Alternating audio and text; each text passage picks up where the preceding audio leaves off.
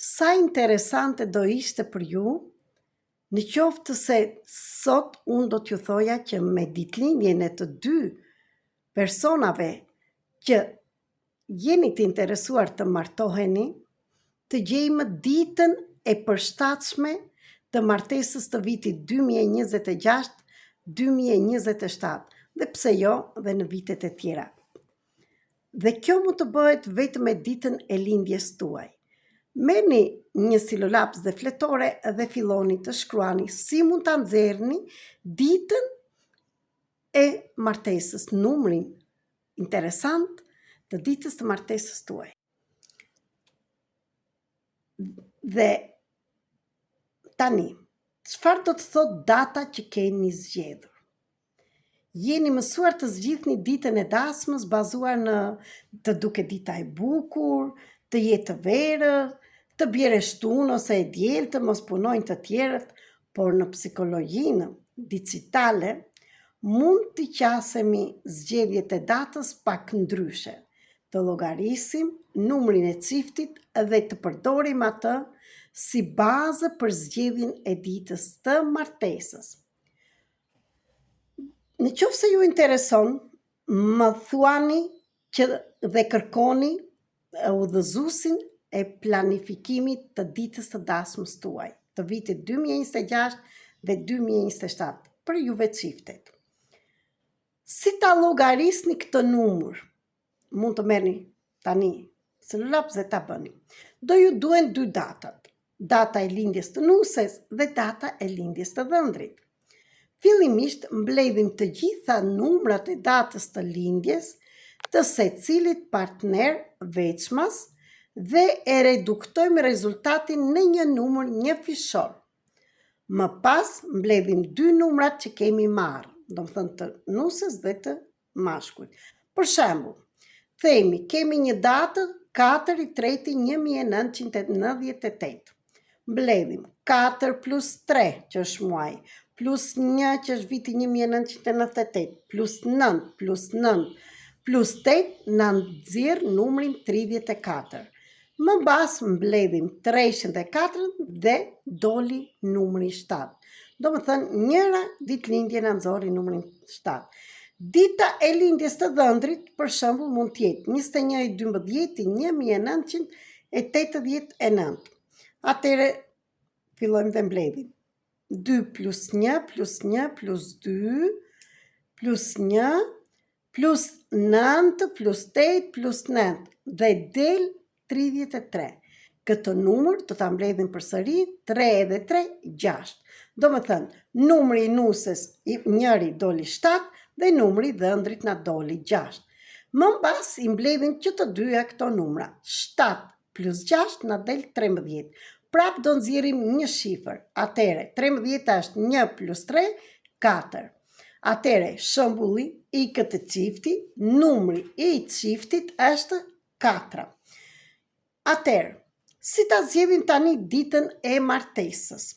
Numri që rezulton bëhet udhërfyesi juaj për zgjedhjen e datës. Për shembull, në shembullin ton, numri i çiftit është 4. Pra, mund të shqyrtojmë datat 4 për martesë, 13 të çdo muaj dhe 22 të çdo muaj. Atëherë, 4 del 4. Në 13 1 plus 3 del prap 4 dhe 22 dhe 2 plus 2, 4. Do të thëmë prap del numri 4. Mund të shqyrtojmë gjithashtu data ku shuma e të gjitha numrave të datës të plot përfundon në numrin 4. Për shembull, 22/8/2026, sa po kaloi. 2 plus 2 plus 0 plus 8, do më thënë i mbledhim të gjitha këto numrat dhe del numri 22. 2 plus 2, 4. E shumë të tjera. Në qoftë se ju intereson të nxirrni dhe ju ditën prefekte të martesës tuaj për 2026 dhe 2027, mund të më shkruani në privat në WhatsApp tek numri që do gjeni poshtë videos. Dhe do t'ju jap një shembull të shpejt për numrin që ne kemi zgjedhur. Prandaj, një udhëzues për atë në numrin 1 del tek personat që janë lindur në datën 1, 10, 19 dhe 28. Numri 2 janë personat e lindur në datën 2, 11, 20 dhe 29. Numri 3 përmblet numra 3, 12, 21 dhe 30. 4, 4, 13, 22 dhe 31. 5 është 5, 14, 23, 6, 6, 15, 26. 7 është 7, 16 dhe 25. 8, 8, 17 dhe 26. Dhe 9, 9, 18 dhe 27. Mi zgjedhjeve të përshtatshme, më pas mund të kërkojmë një datë të bukur, një muaj të përshtatshëm dhe ditën e duhur të javës. Data të bukura për martesë për vitin 2026 mund t'ju them, në qoftë se ju interesojnë, t'ja unë nxjerr për të gjithë juve që jeni çift dhe keni ndërmend të martoheni. Dhe më shkruani, siç ju thash, në privat. Është një temë shumë e bukur dhe që t'jetë një ditë me fat. Në qoftë se doni t'ju jap një shembull, do t'ju jap një shembull për datën 4, do me thënë. Çfarë na jep? Më falni. Për shembull, data 4. Personat që do martohen në datën 4 të çdo muaji ose në 13 ose 22 do ta gjejmë së bashku ditën më të përshtatshme. Ka të bëjë bashkim me themele të forta. Do më thënë, ju që do martoheni, që nxirrni numrin 4 dhe martoheni në këto data, atëherë kjo martesë do ketë themele të forta. Do ketë shtëpia, stabiliteti, përgjegjësia, rregullat dhe krijimi i një sistemi të fortë familjar. Forca e bashkimit, do të thënë forca juaj do jetë besnikëria, më falni, për kushtimi dhe aftësia për të ndërtuar së bashku të ardhmen.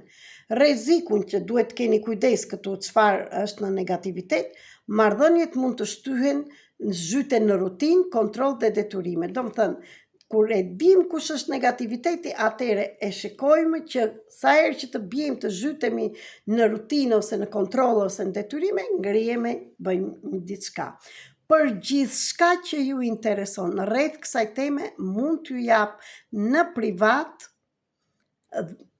të gjitha informacionet dhe t'ju këshillojmë ditën e përshtatshme të martesës. Ju faleminderit, jam Merita Cake, analistre dhe trajnere e kontratës të shpirtit me ditën e lindjes.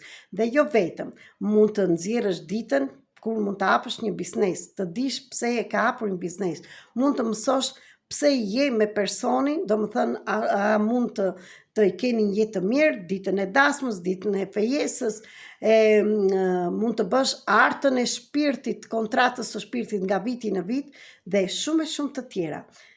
Në qoftë se të intereson, mund të më shkruash në privat me mesazh në Viber tek numri 0030 699 321 46 37.